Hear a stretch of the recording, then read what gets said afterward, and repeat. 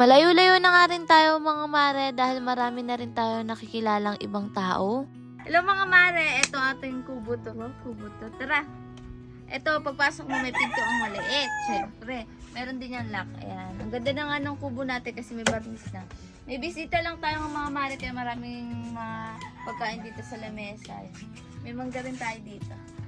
O, ayan nga mga mare, habang nag-house tour ako o kubo tour, ang pagdating naman ni Kuya Buboy Kabulakboy. Sabi niya nga, siya nga daw mga mare ang first owner. Eto nga't nagparikit na nga rin sila Ran kasi nga meron nga siyang dalang bangos, kaya naman naisipan namin lagyan nga ng palaman. O, di ba mga mare, dahil may kamatis tayo, pipitas na lang tayo sa sarili nating kamatis para ipalaman nga sa bangus nga natin. Na nga rin ang pinaghiwa ko nga mga mare para mas mabilis nga, at eto nga ko tamang tingin na nga lang din. Ngayon pa nga lang namin to mga mare gagawin ang makapagpalaman nga sa bangus kasi hindi naman talaga namin yung nagagawa. Kasi ang ginagawa nga namin sa bangus ay iihawin nga lang namin na walang palaman, at eto hinalo ko na nga rin. Tapos naman nga noon si Kuya Noli na nga lang din ang naglagay dito sa tiyan nga ng bangus, at eto nga si Kuya Kabulakboy. Nakakatuwa lang din kasi mga mare, yung mga dating napapanood namin ay pwede pala namin makasama nga ngayon. Talaga naman nga mga mare, walang imposible. Yung dating nasa isip mo lang ay talagang matutupad ngayon basta magsisikap ka nga. O siya, eto na nga si Kuya Noli, binalot na nga rin dito dahil wala nga tayong foil. Tamang-tama naman, meron nga tayong saging, kaya na lang ginawa nga ni Kuya Noli. Buti na nga lang din nakapagbaga na nga sila kanina, kaya mabilis na nga lang ditong maiihaw. Sa totoo lang, ilang araw na rin talaga namin itong plinano, kaya lang hindi talaga natutuloy dahil nga sa sobrang abala na nga rin. Pero eto nga sa wakas nga natuloy na nga rin mga mare, eto't muntik pa nga maging uling yung bangus natin. Pero tamang-tama lang naman yan mga mare kung nagkataon. At yung ibang binisita pa nga natin, inaantay nga natin mga mare, kaya tinakpan ko muna nga itong bangus. Sa wakas nga dumating na nga sila Madam Caro sa kasi si Ruel. Ang galing nga lang, handang-handa nga sila mga mare, may paganito nga silang dala. Tamang-tama rin kasi mga mare, hindi rin talaga magkakasyang hatay dito sa kubo kapag sobrang dami nga natin. At eto na nga sila Inday Eunice, oy siya. O siya yung mga mare, ang galing-galing o, sino nga nakakapanood sa kanila. Nung mga oras nga na hindi din talaga ako makapaniwalang pwede ko nga silang makita at makasama nga dito sa kubo nga natin. At eto nga sila Madam Carol ay talagang game na game sa pagluluto dito. Lahat nga kami ay talaga nakapangtulog nga at talagang ready na nga matulog pagkakain. O siya, eto't mga mare, nag-ihaw na nga rin sila dito. Sabi nga ni Ran, masarap daw pala kahit paminsan-minsan ay ganito nga ang ulam. Alam niyo naman, hindi nga kami mahilig mga mare mag-ihaw-ihaw, kaya sabi nun sa susunod. Syempre ayun mga mare, todo kaway nga kami dito.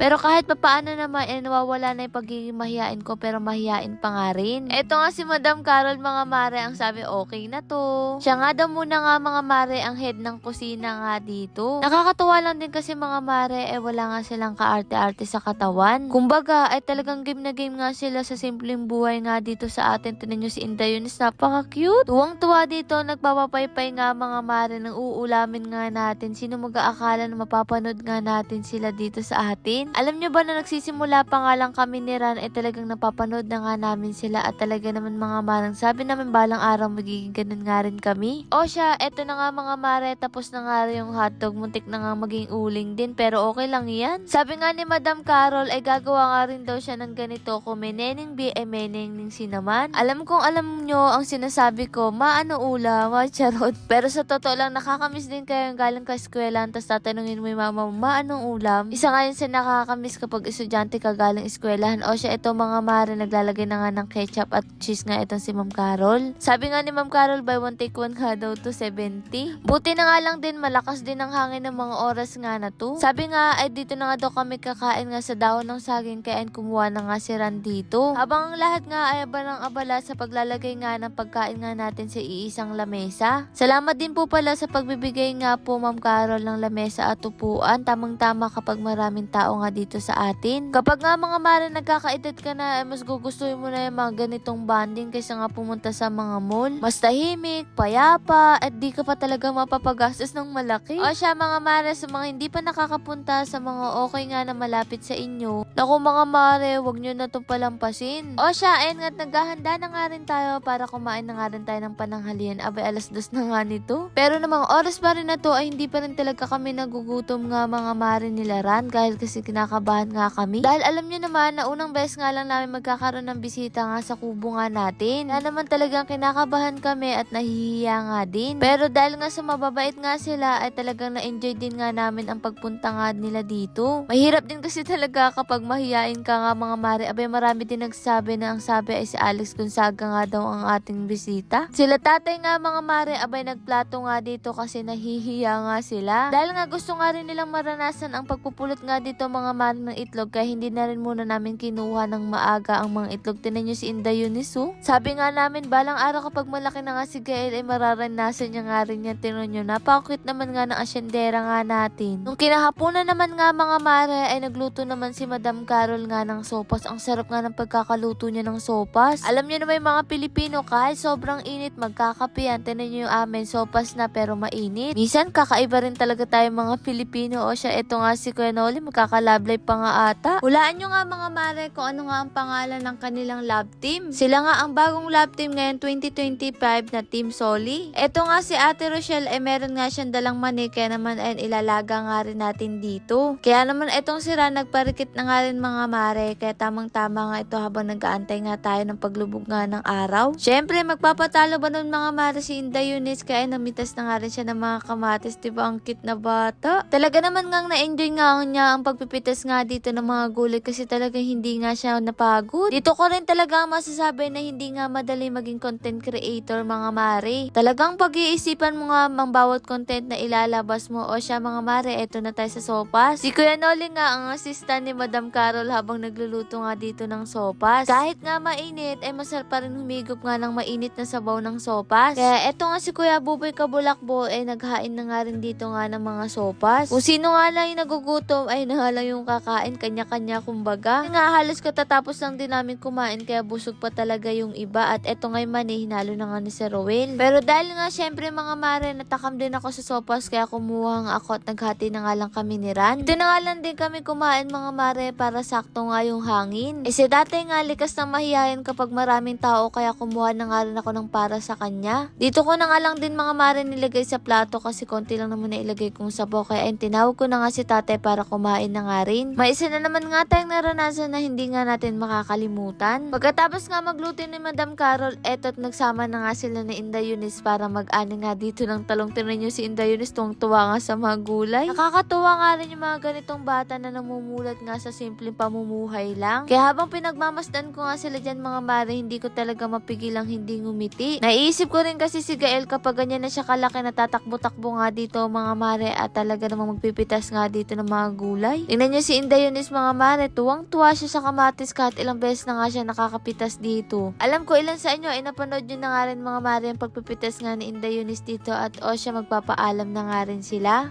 Lord, maraming salamat sa magandang karanasan na to at syempre sa inyo mga mare, paano ba yan? Bukas na lang ulit.